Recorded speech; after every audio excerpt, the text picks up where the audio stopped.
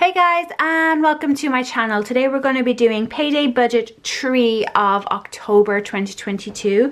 So I am in my Payday Budget planner that I sell on my Etsy shop, and you can have it with one Payday Budget or as many as you want. So because Robert gets paid on a weekly basis, I include 4, sometimes 5 Payday Budgets into each of my planners.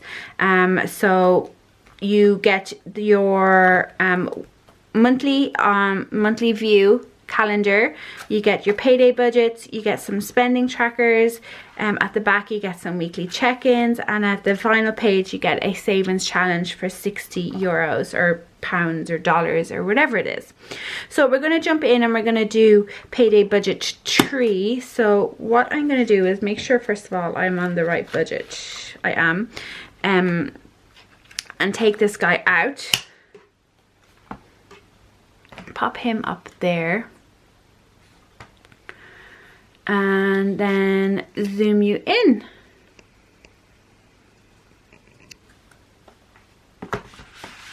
So first off we have the date. We always write the date down. So it was the 20th of the 10th is what we're doing it for. I need to swap out my black pen that I just had for a blue pen. So as always, Robert is the main source of income that we're going to get. And we're also going to get some YouTube income in this week as well. So I always just budget 100 euros for YouTube income. Basically it doesn't really go anywhere. Right, so then we move on to, so once you add that up you get your total. So then we move on to pay yourself first. So this is areas that you're working on that will help you in the future. So investing, any like house deposits, emergency funds, that sort of stuff, that will go in this area here. For us, we are working on a deposit for a house, and then also because YouTube got paid, I do put some money towards business. This is not really the area for it to go. It's just to cover some subscriptions that I have for like software that I use for editing and all that sort of stuff. So 50 euros just go towards business. So really I only get to keep 50 euros of it that I put towards my budget. And deposit this week we're going to put 85 euros. So we add the two of them together, and I can't do maths right now, it's been one of those weeks. It's 135 euros into there. So then you'd take your income minus the 135, and that's how much you have to put down into the next area of the budget, which is essential expenses. So basically essential expenses are things that are going to keep your keep you warm, keep the lights on, keep it heating, keep you fed, all those sorts of things. Things that are going to keep your standard of living okay. And you know, basic things like you need medical, you need clothing, so stuff that if you lost your job that you really could not live without because of your circumstances, because you know it's not healthy to do so. So rent, we always split that, the total cost of that over 4 pay periods. Then we have utilities. So every single week I put 20 euros into like a saving pot for our gas and electric, and when I get those bills I just take it, I transfer it out of there. We have bins that we, refuse bins here. We have recycling, general waste, and a compost bin. So we have to pay for them. Groceries, obviously it's essential to eat. We put 100 euros per week into there. Then we have a car and a motorbike. So we depleted our fund last week, so now we're going to have to build it back up. We're putting 50 euros in there.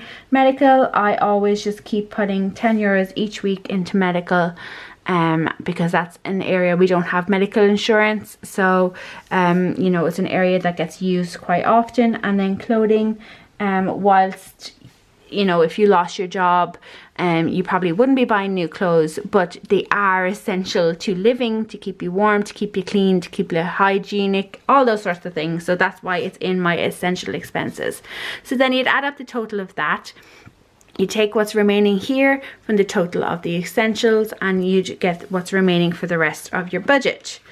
So the next area of our budget is the annual costs. So as they sound, these are things that happen every single year, and we're just going to do some saving funds for them. So our first one is our motor insurance. We have a car and a motorbike, so we need to make sure that we're putting money into there. Now we just finished paying or we just paid our the motorbike insurance in September, and in October we paid the car insurance. So now we're starting to save again for next year because we just pay it in one bulk payment. So then we have the motor or road tax we have to pay, and an annual car test, again €5 in there. We have, as I said, the car and the motorbike, so we need some, you know, if anything happens to them, some money in there that we could buy parts. Robert is a mechanic, so he can fix these things himself. We have Christmas, so we just filled Christmas in recent weeks, so now we're just putting in €5 just to keep it topped off, or to, you know, start next year's one. We have school for Ava. Again, this is an area that we just keep taking away once it's filled and used. And then we have birthdays. It's always someone's birthday, or we're always giving gifts to somebody, so €5 goes in there. And if you add them all up together, we have €32. So then the next area that you would fill out, and once you find out your remaining, is your debt. We don't have any debt, but it's at that point in this budget that you would fill out the debt before you start moving on to the nice things. So for us, the nice things are our internet for our house, so our broadband. Again, this is a bill that's split over 4 pay periods. We have 2 phones. Myself and Robert have a phone. And again, we split the bills over 2 pay periods. So then we have like house miscellaneous.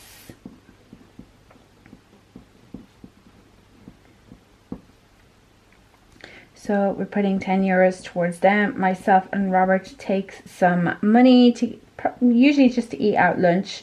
€23 between us. We also have an eating out category. We like to eat out once per week. We put in €30 in there, and I've started to take that in cash since the middle of September. And then Robert joined the gym a while ago, so his bill goes into the nice things area. So again, if you add all those together, we end up with €89. So once we find out what's remaining, we can do everything else.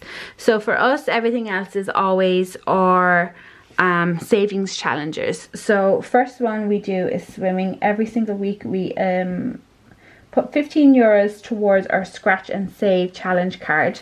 So sometimes it hasn't been €15 at all since I started it, but we assign that. Then we have a new one for us in the last week. We have a dance now. Ava has joined some dance classes, so I'm putting €20 towards that. We have a challenge where at the end of it, we'll have saved €400. So that's going to get €30.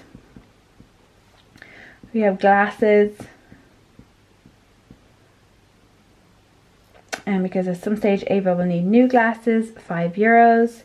We have some weddings to attend next year, so I'm just getting a little bit of a head start on that, and I'm just putting €5 into them.